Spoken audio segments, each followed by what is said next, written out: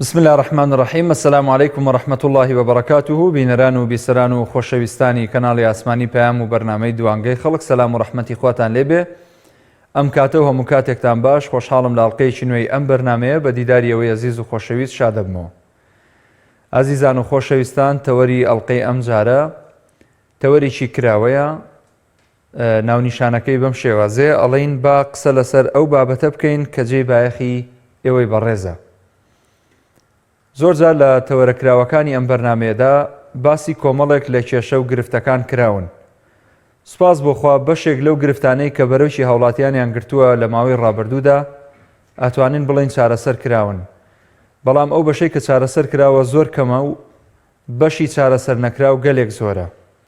بۆیە ئەتوانن لە ڕێگەی ئەو ژمارە تەلەفۆنانەی لەسەر شاشەی کەناڵی ئاسمانی پەیام هەیە پەیوەندی بە بەرنامەکەەوە بکەن و ڕاو سەرنجی خۆتان بخەنە ڕوو. ئەو گرفتانەی ئێوە بەدەستێەوە ئەناڵێنن ئەتوانن لێرەوە بە سەکۆیەکی ئازادانە تەواوی ئەو تێبینیانەی کە هەتانە بیخەنە ڕوو. لە ماوەکانی ڕابردوو هەموو لایەک ئەزانین قسەمان لەسەر کەمی خزمەتگوزاری کردووە، هەروەها نەبوونی نەوت لە وەرزی زستان، نەبوونی کارەبا لە هەردوو وەرزی زستان و هاوین، کێشەی گەڕەکی پێنجی حەسارۆک بە هەمان شێوە باسی لێوە کرا و قسەمان لەسەر کرد.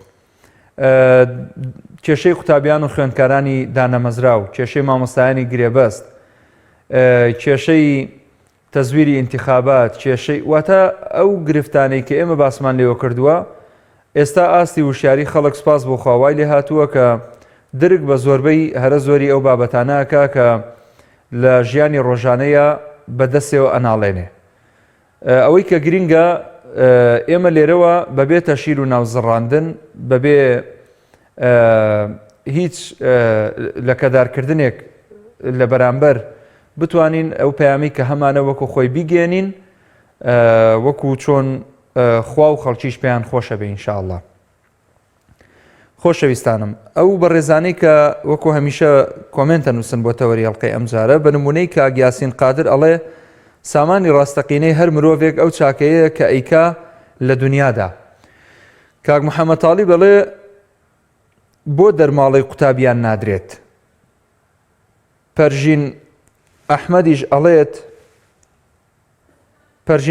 ئەڵێت ئەم وڵاتە ڕۆژ بە ڕۆژ بەرەو خراپتر دەچێ، هیچی باش نییە، هەموو شتێک گرانە، خەڵک بێزارە. باوەڕنەوزا دەڵێ کۆچی گەنجان چارەسەر بکرێت، هەلی کاریان بۆ دابین بکرێت.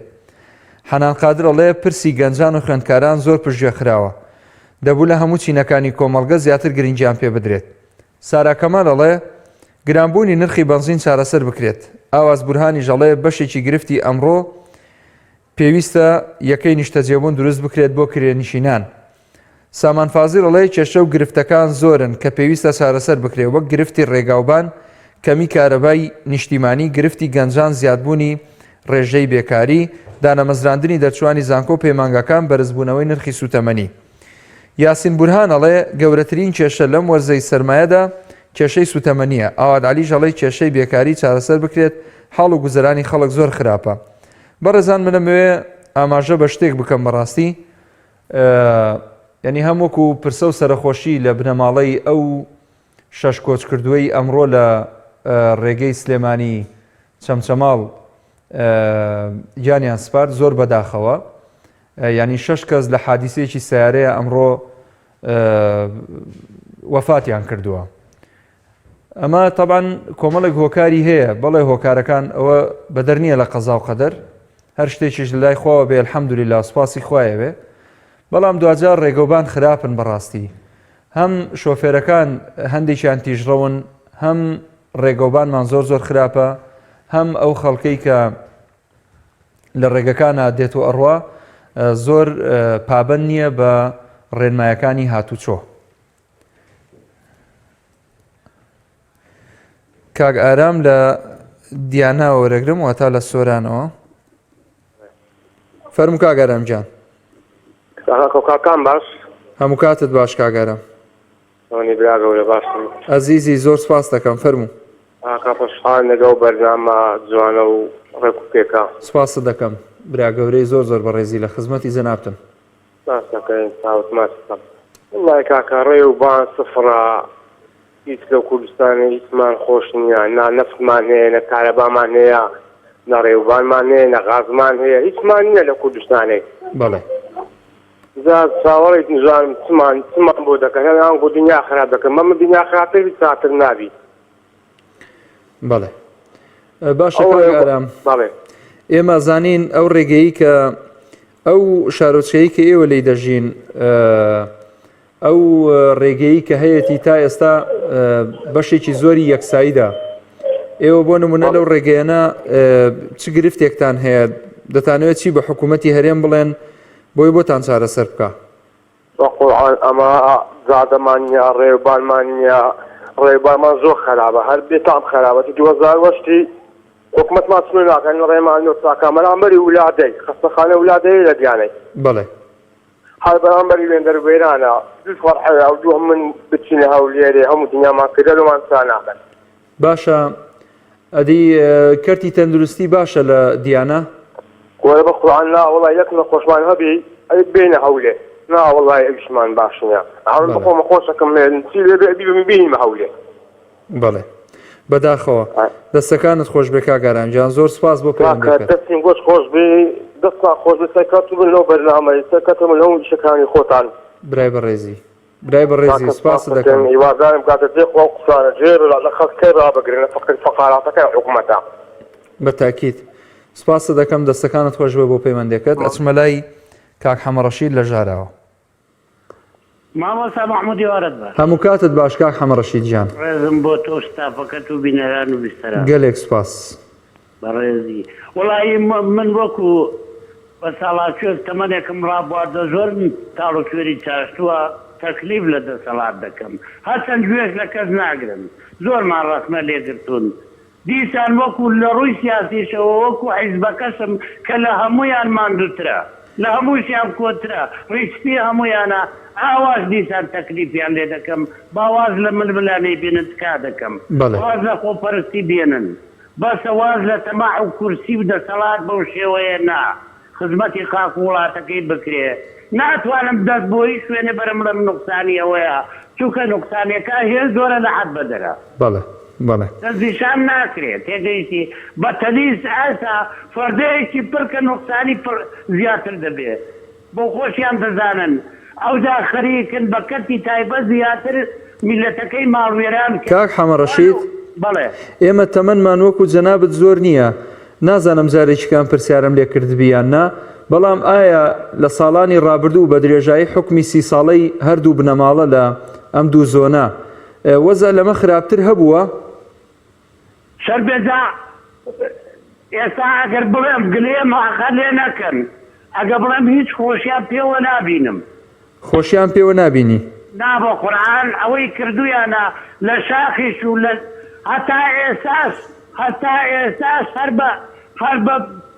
بە بەو شێوەیە بیرەکەرەوە وەزانن مەعارەزەن و لە شاخن نازانن کە کورد خواڕەتمی پێکردووە دەسەڵاتێکی ژیکەڵۆکەی وە دەست کەوتووە، بەڵام بەو شێوەیە دەست لە قورجی میلەتنان ئاوا خۆپەرستی ئاوا سەروەتداری کاکە ئاگام لێیە پەرە بە کەرتی تایبەت دەدەن بەو شێوەیە. کەرتی تایبەتی چییە؟ کەرتی مەسئول، کەرتی مەسئولی حیزبەکان لە حیزبایەتی دەرچووە، کەرتی شەخسی کاکە زۆر ماشەداگا لێیە، زۆریان پێ دەڵێین گوێ لە کەس ناگرن، بەڵام بەداخەوە ناڵم هەمویان سبعینێ وەزعی کورد تێکچی زۆریان مەلەوانن ناخنچێن.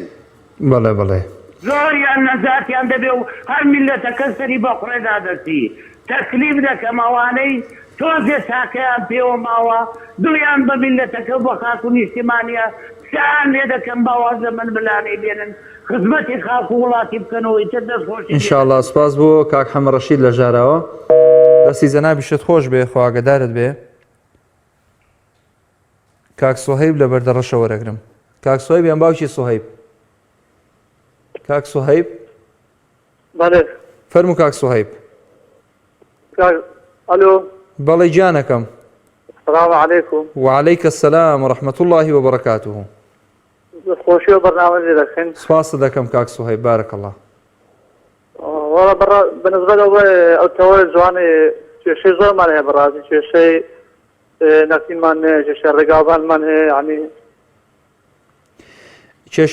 کێشەی چیتان هەیە ئێستا ئێوە لە بەردەڕەش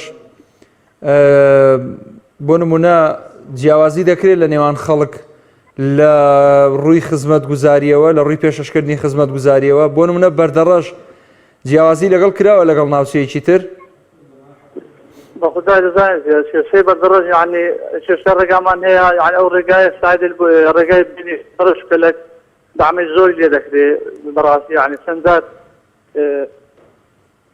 سارە وەرگەڕا لێ دامی کردیە یعنی داواکاری لە حکومەت ئەو ڕێگامان لە چاکەن دەستەکانت خۆش بێ کاک سوهەیب سپاس بۆ پەیوەندیەکەشت هیوای لەرساغی و سەلامەتیت بۆ خوازم مام جەوهەر لە کۆیەوە فەرموو کاک محمود چۆنی هەموو کاتت باش تۆ چۆنی مام جەوهەر سپاسە دەکەم داوتمان دەکەم بەڵام ڕێگەم بدە ڕێگەم فەرموو چەق و کێشەکانی کەچینە دەرێ دەڵێم میلەتێ چەق و چێش بێ چۆن دەبێت ئەم خاکە بێ ئەم وڵاتە زەنجینە کوا برسێکم بۆ بێنە دەوڵەتە چارەی دەکا خەم لە دڵی دەردەکا بۆیە قەت غەدری ناوێ چەق و چێشی پێ ناوێ پەرلەمانەکە جوانە سەرۆکی هەرێم پەیمانە میلەتە جوانە لەم ژیانە دەوڵەتە هەر وجدانە نەعلەتیان لێ بێ دست بە کوزانە ئەمن حەزم لێ بوو لە دوای ئەوەی کە دەیان بۆ کورد چەق و کێشە کە لە برسان هەڵدێ و لە کۆلایەتی هەردێ و لە هەموو ڕێکەوە هەڵدێ و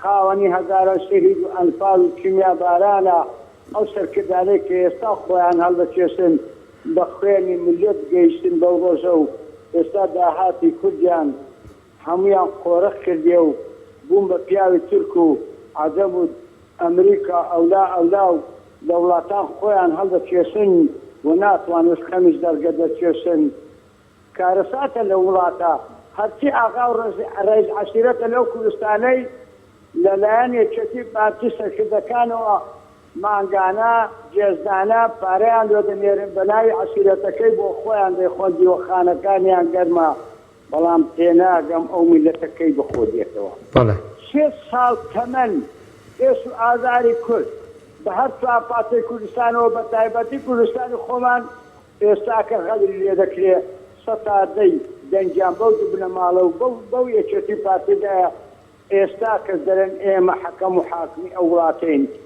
بۆیە حەزم لێ بوو کە ئەو ڕۆژەی کە دەیان بۆ چەق و کێشن لە خارج دەبای ئەو ڕە پێشوازیان لێ نەکەن بەڵام ئەو پەرلەمانە ئەو حکوومەتە ئەو سەرۆکایەتی هەرێمە ئەو یەکێتی پارتیە چەق و کێشن کوا خوێنی سۆرانی مامە حەمە و گەرمیان و سورچێ و سەدان کەسی دیکە کێ ئەوانەی کوشت کوان ئەوانەی کە میلەت برسی دەکەن کە ئێستا لەسەر حکومن دژی کوردن لە وڵاتان خۆیان هەڵدەکێشن بەڵام با یەکی ئەعتیباری سۆتەزغارە ناو خەڵکی کوردستانیان نییە کوان ئەو سەرکردانەی یەکێتی پارتی ڕۆژێک چاوەڕیان لێ بێنە ناو میلەت لە پشدەرەوە دەست پێ بکەن و سار بە سار دێ بە دێ بڵێن ئێمە نوێنەری کوردن سەرکردەی کوردن چمان کردە خیانەت فەرموو پێمان بڵێن و گەردەرمان ئازاکەم بابەرە و هەڵدێنە ڕۆژ زیاتر کام لە سەرکردانی یەکێتی پارتی بە یەکێتی پارتیشتەوە بە گۆڕانیشتەوە لە دوای کاڵگەشتیوانەوە بەرەو هەڵدێ ڕۆیشتن ئێستا دژایەتی کورد دەکەن لە مەنامە لەگەر وەزیری بەرگری ئەمریکا خۆ دەبنەوە ئایا بۆ حیزبە سیاسەکانی تر نوێنەری خۆیان ڕێک ناخەن و داوا لە ئومەی متحیدە و مەجلس الئەمن و جامعەی عەرەبی بکەن و هەروەها ئومەی متحیدە بچن هەموو ڕاستەکان بە وڵاتان بڵێن کە یەکێتی پارتی 6 ساڵ تەمەن حکومڕانی کوردیان بەرەو هەڵدێ بردو بەرەو کۆلایەتی بردو بەرەو سوکایەتی بردو کوشتی بڕین لەلایەن ئەوانە و باز و دەرامەت لەلای ئەوانە و دەست خۆشمان جەوهەر لەلای ئەوانە و دەربەدەری خەڵکی کوردستان لەلای ئەوانە بوون بە خوێن شەهید و ئەنفال و چیمیاباران بوون بەو پیاوە ئێستا کە حکومڕانی گەندەڵی وەکو هۆلاکۆ و فیرعەون و هیتلەر بەرابەر کوردستان حکومڕانی دەکەن شەر بۆ هەموو حزابە سیاسەکانی دیکە کە خۆیان ماسکردێ لە ماڵەکان دانیشتین و خۆیان نایەنە سەرزادە و لەسەر شەقام بچن بەرامبەر دەست خۆش مام زەوهەر برێن ئێمە ئەوانەمان ناوێ حکومڕانێکی ڕاستەقینەمان دەوێ با برێدمە گوت بێتە ساحەکەی لە ناو خەڵکی کوردستان بسوورەتەوە جێ لە خەڵکی کوردستان ڕابگری نەک جێ لە درۆزنەکانی ئێچەتی پارتی گۆڕا ڕابگری ئەوە چارەسەری کێشەی کووردا دەرا بە هەزاران ساڵی دیکە ئێمە بەرەو هەفتەیە بڕین ڕۆژێک دێ لە ماڵەکەی خۆمان نانەبی بخۆین لەبەر ئەوانە خۆندەرەی تورک و عەجەمن نەک پیاوی تورک و عەجەمن سپاس بۆ پەیوەندیەکەت بەڵام کورد بەداخەوە دەستخۆشیم هەیە مام زەوهەر سپاس ببوورە مام زەوهەر کاتم زۆر پێدای دایکی ئەوین لە باریکەی کۆنەوە بەڵێ مامۆستای فەرموو دایکی ئەوین سلام علیک مامۆستا وعليكي السلام ورحمة الله خوشکە بەڕێز دەکەم وەڵای مامۆستای گیانەوە گوتم هیچ نییە لەسەر تەوەرەکەت بەڵێ بەڵام بنەکە هەڵوتیەوە ئەدەم زۆر عەجیبی دەنگم بۆ ئەو ئاەتە کورسێک ئەیخوێنی دوعای خێریشمان بۆ کەی سەڵاح خواگیان بارانێکی بەڕەحمەت ببارێنی آمين يا ربي اللهم أسقنا الغيث ولا تجعلنا من القانطين خوايا جان برحمي خود بارانێکی بەلێزمەمان بۆ ببارێنە بارانێکی سەلامەت دوور بێ لە لافاو خوای گەورە بەرەکەت بخاتە کار و تەمەنی ئێوەشەوە خوشکە بەڕێزەکەم قوربانی مامۆستای گیان دەست خۆشەوە زۆر سپاس دەکەم خوا لێ ڕازی بێ یا ڕەبی سپاسە دەکەم بۆ پەیوەندیەکەت عاقبەت خێر بن ڕێز و حورمەتمان بۆتان هەیە باوکی خەلیل لە هەولێرە وەرەگرم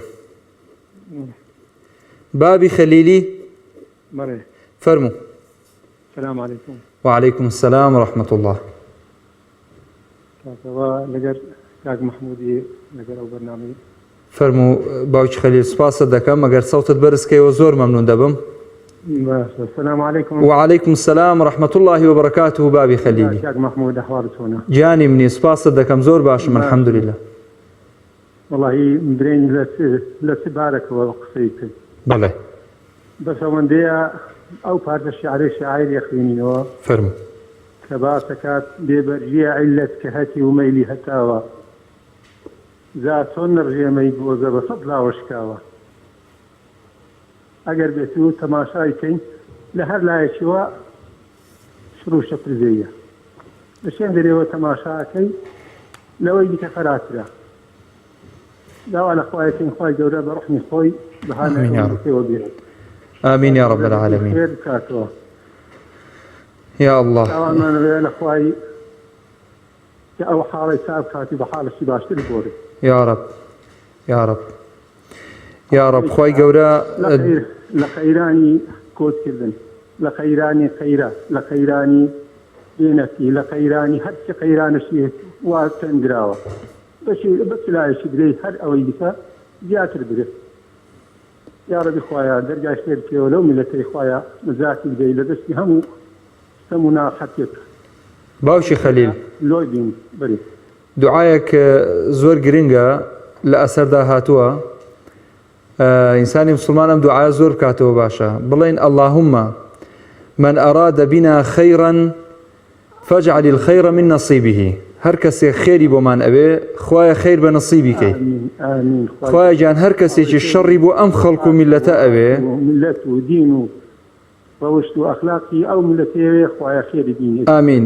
یا رب العالمین هەر کەسێکی شەڕ و ناخۆشی و نەخۆشی و دەردەسەری ئەوێ بۆ ئەو خەڵکە خوایە گیان بەسەری خۆی و کەسوکار و خانەوادەکەی خۆیان بڕێژی بۆی بە دەردی خۆیدا بەئاڵێ یعنی نەیپەرژێتە سەر ئێمە ئینشاءالله سپاسە دەکەم لە دەستی هەموو زۆ مستەمەشی قساکێ دەستەکانت خۆش بێ باوکی خەلیل گەلێک سپاس بۆ پەیوەندێکەشت خوای گەورە بەردەوامەتکا لەسەر چاکە ئامین یا رب العالمین عاقبەت خێر بی سپاسە دەکەم مەمنون بۆ تەلەفۆنەکەت وەکیلی سەلامان بە خواگەدارت بێ باوکی عەبدوڵڵا لە هەولێرەوە فەرموو بابی عەبدوڵڵا السلام عليكم ورحمة الله كاك محمود وعليكم السلام ورحمة الله وبركاته بس خوشی لە جەنابەت چاوەتم با قسە لەسەر ئەو بابەتانە بکەین کە جێی بە خەلای ئێمە سپاسە دەکەم فەرموو گیان کاک محمودی بەڕێز وەڵڵاهی ئەمە قسە لەسەر ئەو بەشە خۆراکەی دەکەم کە مانگانە تەوزیع دەکرێت جوانە بەڕاستی یعنی زۆر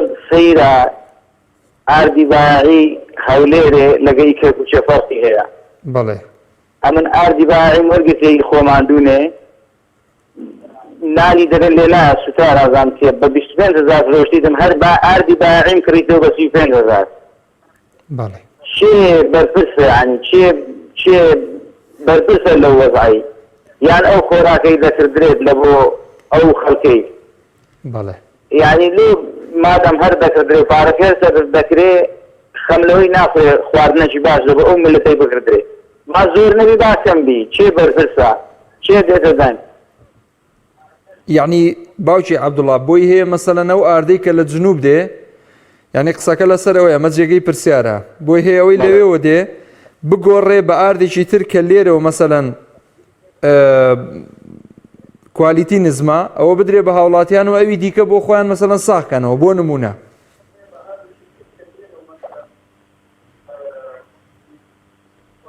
کاک محمود گیان هەر ئاردی باعیە تەوزیع دەکرێت ئەمە وەری دەگرین دەچین دەیفرۆشین دەبی بچین ئاردی باعی بکڕینەوە بە 10,000 7,000 گرانتر. بەڵێ آخر ئەوە چیە بەرپرسە ینی بزانین سەبەب چییە لێ کۆڵینەوە بەجا داچوونەت لۆ ئەو وەزعانە بکری ئاخرەوە میلەتە ئاخرەت و مادەم ڕسق ڕۆژەکە هەر دێ مەسروفەکە هەر کرایە چیە بەرپرسە آخر دەرێن وان بیستیە بە ئایا لە ڕاستە ڕاستێ دەرێن لێن دەرێ کاک محمود لە ئاشی هەر لێ دەکرێ و بە گەرمی لە فەردێ دەکرێ و سەبت دەکرێ و لێ دەسووتێ و کەلچی نامینێ. باوکی عەبدوڵڵا بەڵێ کاک محمود جانەکەم هەر کاتێک میلەت نەیزانی نوێنەری خۆی بنێرێتە شوێنێک کە قسەی بۆ بکە ببێ بە محامی ئەو میلەتە ئەوە مەسیری ئەبێ. ئێمە حیزبەکانی دەسەڵات پەرلەمانتار بۆ نمونە کە دەنێرنە بەغداد ئەوەندەی داکۆچی لەسەر مافی خۆیان و داهاتی خۆیان و پرۆژەی خۆیان و مەعاشی خۆیان و پارەپوڵی خۆیان و ئەوانە ئەکەن بەڕاستی داکۆچی لە میلەت ناکەن. ئەمە بە نیسبەت پەرلەمانتارانی دەسەڵاتەوە پەرلەمانتارانی معارەزەش بوون بە دوو بەشەوە بەشێکیان سڕ کراون بەشێکیان کڕاون بەشێکیان بایەخیان پێنادرێ بۆ نمونە دەستگای ڕاگەیاندنیان نییە بەشێکی تریشیان خەڵکەکە مووقیفی نییە لەگەڵیان ئەوەیە گرفتەکە. ئەو زەکار محمود دەستی جەنابەت خۆشبی لە ویژدان زیندوەکان ئەوانەی کە خەم خۆرن ئەوانەی ناسیان زیندیە ئەوە وەسعەکەیە بابەت داچوونی لێ بکەن لە پەرلەمان چه ئایدی ئەو کەس ئەو ئایدی خۆراک و بازرگانی ئاوانەیە با بچن بەو دەردانەوە بگەڕێن ئەو برنجەی دێ زارێک باشە و چەند زار خراپە زارێک وەرم گرت کاک محمود نەفەری 3 کیلۆ برن نەفەری 750 دینار باهی ئەو کاتی 500 بوو چون کیلۆی بە 150 دینار فرۆشتم هەر نەفەری 50 دیناریشم زەرەکرد لەوەی باعی وەرگرت بوو. ڕاستە دەستەکانت خۆش بێ باوکی عەبدوڵڵا سپاس بۆ پەیوەندیەکەشت واگای لێ بێ گەلێک سپاس ئەچمە لای شنۆخان لە سلێمانیەوە.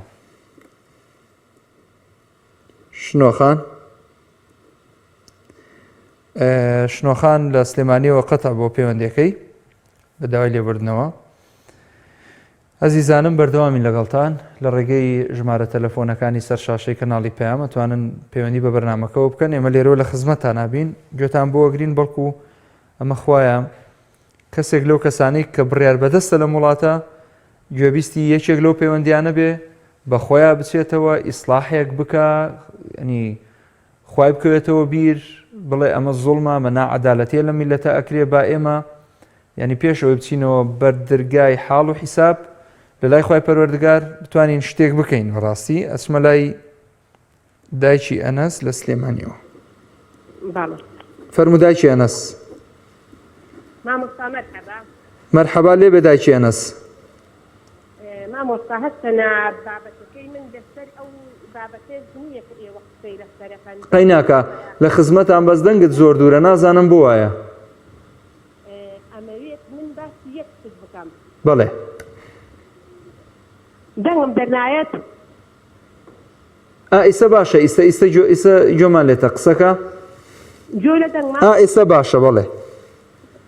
مامۆستا گیان من ئەمەوێت ئێوە لەسەر یەک شتێک بەرنامەیەک دابنێن چونکە ئێوە ئەتوانن هەموو شتێک بخەنە دەکاری کامیرە و دای بنێن بۆ ئێوە تەوەرێک لەسەر ئەم سەرچنارە دانانێن کە سەرچنار شوێنێک بوو زۆر جوان بوو یعنی هەموو کەسێک لە لاکانەوە هاد بۆ بەسودارتیایە ئێوە بۆ دانانیشتن بابەتێک خۆتان یعنی تەنها نەکرد یەک کەناڵ بە یەک کەناڵ بڵێیت با بە هەموو کەناڵەکان تۆ ببنەوانێ شتێکی لەسەر بکەن ئایا ئەمانەی کە هەن لەم سەردار دایکی ئەنەس گیان یەک دەقەیەت خوا ئەوە وتی چی؟ گیان ئێستا تێگەیشتم بەرنامەیە بکەین لەسەر سەرچنار بەس باسی بڵێم کە لەسەر چی بیکەن سەرچنار پێشتر خۆش بوو ئێستا تێک چووە؟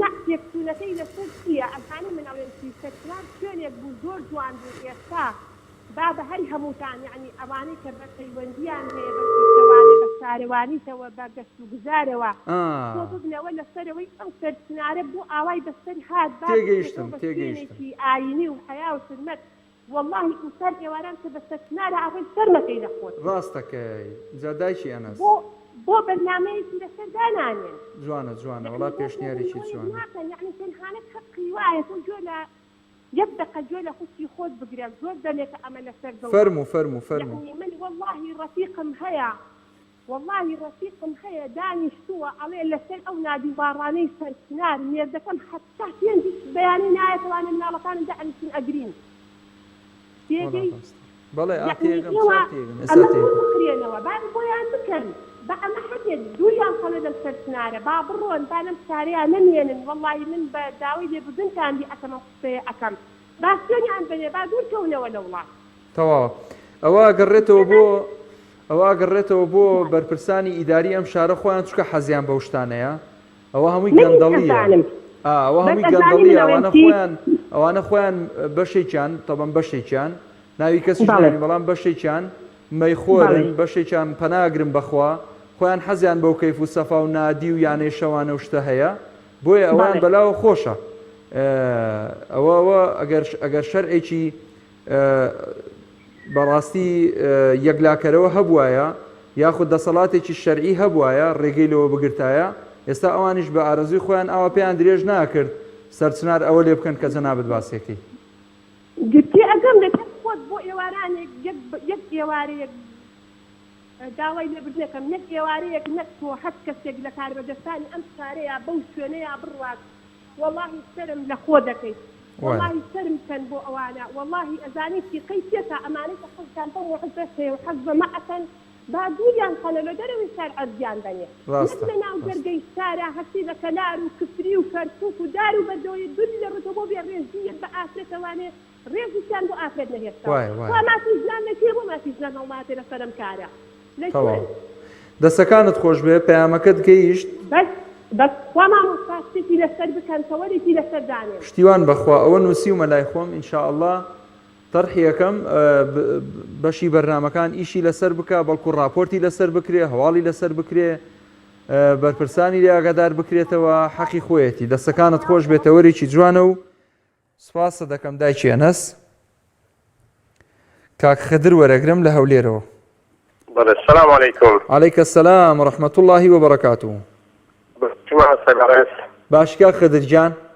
واصل مقد سعود ما تسكن بريزي بلا بريزة كيمن. جان. قصي خلكو برينرين أوي بيوندي دكا همو حق خويتي. همو حق خويتي. همو خلككش يعني توا وكدري برا لو قصي دكا. لو قصي دكا.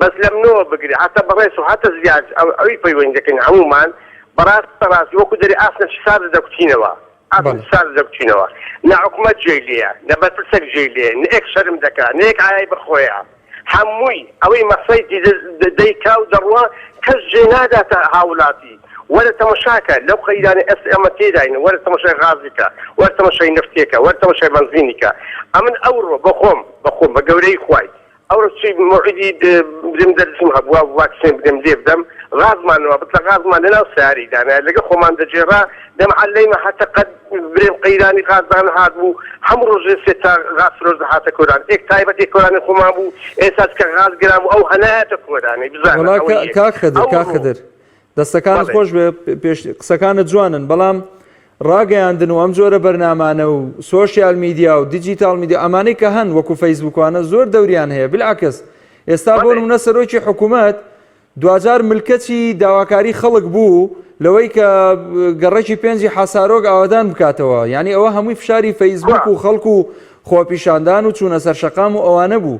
بلعکە زۆر دەوری هەیە، هیوادارم ئێمە بەردەوامی لەسەر دروستکردنی فشارجا من رأى منكم منكرا فليغيره بيده فإن لم بەدەستت بیگۆڕە، نەتوانی بە زمانت بیگۆڕە، نەتوانی بەدڵ بیگۆڕە، کە لاواسترینی ئیمانە بۆ نموناوەی کە لە فەرمودەکەی هاتووە. باشترین شتە ئەوەیە بیڵێ پێویستە بەڵێ ئەوە ئەوەندە ئەمن ئەوڕۆ کە برێم لە قسەکەم ینی تەواو نەکرد ئەو کە لە غازمان ناو سارێدانەخە فرۆشکمان دیت لەو منتیقی هەولێری نوێ کە ڕامان کرد کاکە لە غازێکمان بدەی بە چەندیە گوتی بە 13,000 گوتم بۆ کە بۆ بۆندەی گوت تجاریە باشە بۆ تجاری هەیە بۆ حامەکەی نییە.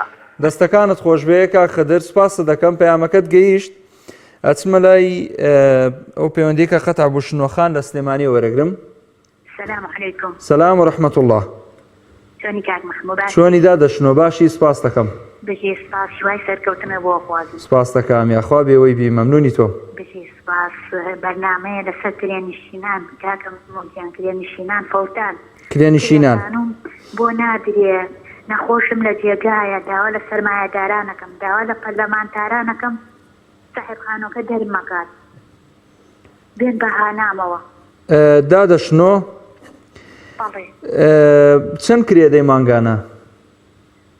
مانگی 150. 150,000؟ ئەرە وڵات چلمەترە. زۆر باشە، وەڵا ئیشەڵا پەیامەکەتە گێنین ئەگەریش کاکە سۆران عومەر. باشە بەسەر چاو لە سەرۆک حکوومەتەکەم، داوا لە پەرلەمانتارانەکەم تکا ئەەکەم بێنە فریام نەخۆشم لە جێگایە. خوا ڕەحمەت پێ بکە یا ڕەبی. ئەوە زستانە نەنەوت لە ماڵمایە خوازن لە ماڵمایە مناڵەکەم شیر و تابی نییە. لا حول ولا قوة إلا بالله. لا حول ولا قوة إلا بالله. دادەشنۆ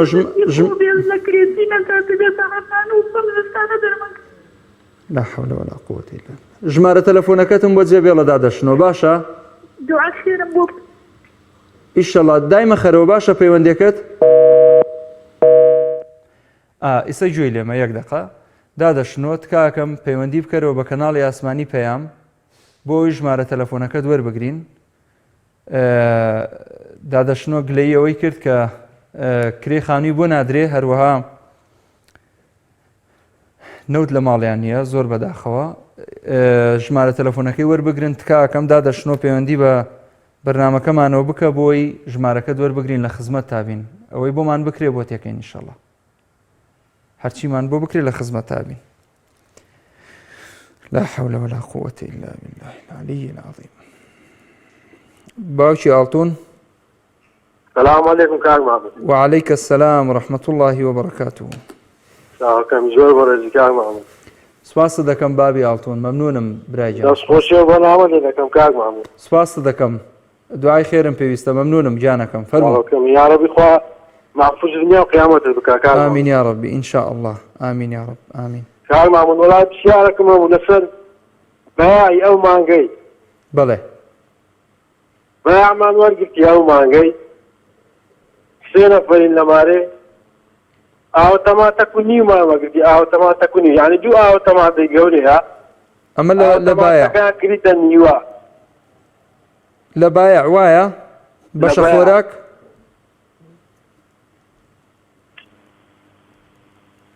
باسی بەشە خۆراکەکەی باوکی ئاڵتون؟ بەرێ کاک محمود. بەڵێ جان بەڵێ.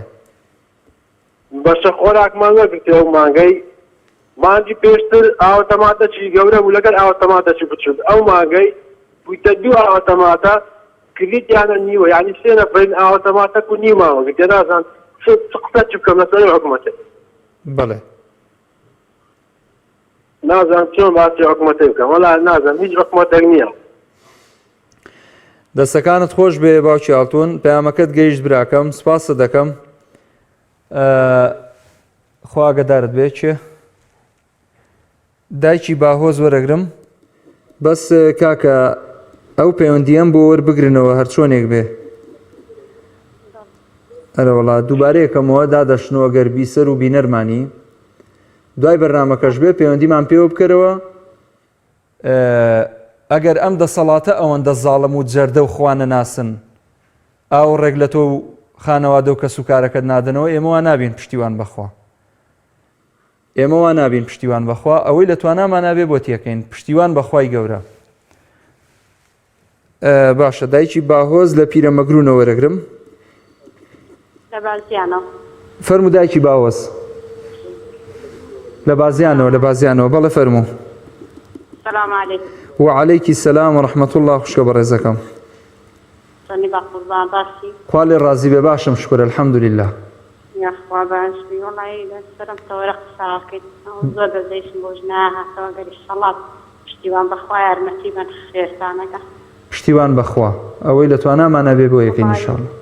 وتم أم خلقا زور داما وأم خلقا بوه بطن يعني استمن جانا كان كيرون قريبا 16,000 دوای ساعات چما وما بوم بين روبا 17,000 آخر بوشي عاشت قرانا كان لسر خلق والله حقواي ولا بستني ولا قال خلقها كان والله ختاي معمله يعني كابراي بازرگان اگر خلق بو بطل اها وای لێ هاتووە دایکی باهۆز کابرای بازرگان ئەوەندە ینی لەگەڵ ڕێزم بۆ بەشێکیان زۆر خواناسو بۆ خوا سوڵحا و ڕوو لە خوان بەڵام بەشێکیان ئەوەندە چاوچونەکەن ئەگەر بابەتێک ینی لە شتێکە 34,000 5,000 لێ نەخوا ئیسراحەت ناکە نازانێ ئەمە دوایی لە شتی ترا خەرجێکاتەوە بەڕاستی نازانێت لە سیارەکەی خەرجێکاتەوە لە ماڵ و مناڵەکەی خەرجێکاتەوە لە تەداوی و دکتۆرا خەرجێکاتەوە کاکە ویژدان بۆ ئینسان زۆر باشە تکاتان لێکم خەڵکی استیغلال مەکەن بەم گرانیە. ئارە بەخوا ئەپێش تەکرە دوای دەسەر ئەو خەڵکە ساخیەکاتەوە وەڵاهی گوناحە ئەو خەڵکە هەخوایان خەڵکە بێتە جوان. ڕاستە بەداخەوە. دەستەکانت خۆش بێ دایکی باهۆز سپاسە دەکەم بۆ پەیوەندێکت. کاک عەبدوڵڵا لە چوار قوڕنەوە وەرەگرم. ئەلۆ فەرموو کاک عەبدوڵڵا کۆتا پەیوەندی لە چوار قوڕنەوە. سەلام عەلەیکم. وعليكم السلام ورحمة الله وبركاته كاك عبد الله جان.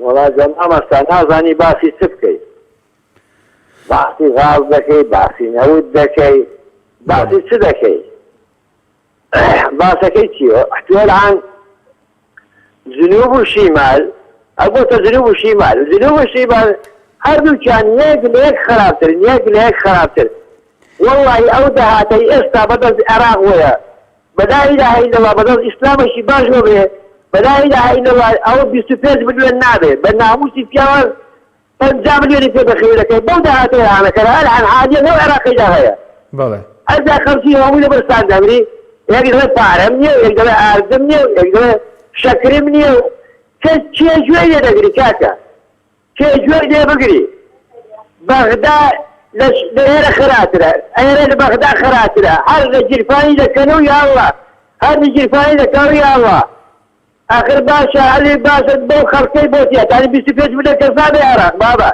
لا والله بالله وتالله الشخصي تدخل بالله وتالله صحاني أنا عراق شخصي تدخل هم خلق دايما كاكا بإيران وبتركيا وبأمريكا وبروسيا هم يتعرف كذا خەڵکی لەبەرچان نەبرێتتر خۆشی سپاست دەکەم کاک عەبدوڵڵا جان دەستەکانت خۆش بێ بۆ پەیوەندێکت بەڕێزان ینی لە ئێستادا ئەو ئامارانەی بڵاو کراونەتەوە عێراق 40 ملیۆن و نزیکی 150,000 نفوسی هەیە لەم 40 ملیۆن و 150,000 نفوسە لە سەدا 31 عێراق لەژێر هێڵی هەژاریەوە دەژین سەدا 31 گەلێ زۆرە ینی ئەفریقیاش کە وڵاتێکی مەنکوب و بێداهاتە هەر ئەفریقیاش وەکو ئێمە نییە ئێمە زۆر لە هەموو وڵاتێک ئێستا خراپتر بووین لەسەر یەک بەحری ڕەش لە نەوتین بەڵام ئەم دەسەڵاتدارانە جارێ خۆیان تێر نەبوون ئەوە 30 ساڵە لە کوردستان و ئەوە سەدان ساڵی تریش